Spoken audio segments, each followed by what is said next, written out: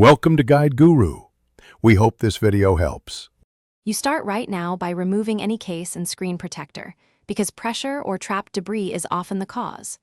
Boot into safe mode to determine whether a third-party app triggers touches.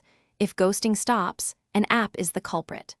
While in safe mode, clean the screen edges and port areas with 70% isopropyl and compressed air. This removes conductive grime and moisture. Make sure to power off before deep cleaning, and only reboot into normal mode after confirming the screen behaves correctly. Once you've ruled out physical obstruction, focus on software. Install all system and firmware updates. Manufacturers often release touch-related fixes.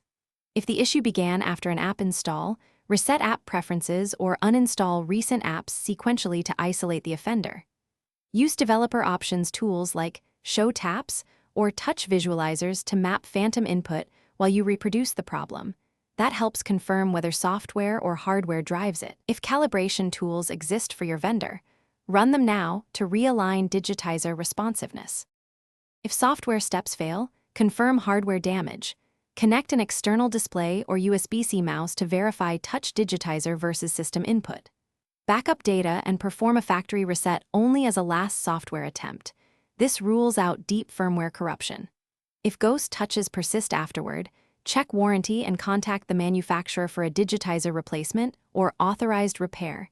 DIY digitizer swaps are possible but risky. If repair stalls, try one key troubleshooting tip.